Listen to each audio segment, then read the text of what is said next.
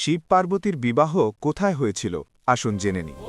শিব মহাপুরাণ অনুযায়ী দেবাদিদেব মহাদেব ও মা পার্বতীর বিবাহ দেবভূমি উত্তরাখণ্ডের রুদ্রপ্রয়াগ জেলায় অবস্থিত ত্রিযুগী নারায়ণ মন্দিরে সম্পন্ন হয়েছিল।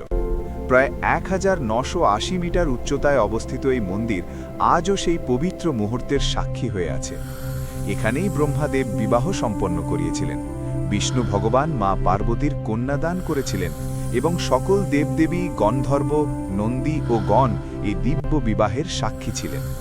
এই মন্দিরের সঙ্গে জড়িত সবচেয়ে রহস্যময় বিষয় হল মন্দিরের সামনে অবস্থিত হোমকুণ্ডে ত্রেতা যুগ থেকে আজ পর্যন্ত অখণ্ড অগ্নি নিরন্তর প্রজ্বলিত রয়েছে।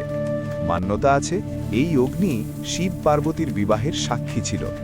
ভক্তরা আজও এই পবিত্র অগ্নিতে সমিধা অর্পণ করেন এবং সেখান থেকে প্রাপ্ত ভস্ম প্রসাদ হিসেবে গ্রহণ করেন। আপনিও যদি শিব ভক্তিতে বিশ্বাস রাখেন তবে এই রহস্যটি সকল শিব ভক্তদের সঙ্গে শেয়ার করুন এবং কমেন্টে লিখুন হর হর মহাদেব।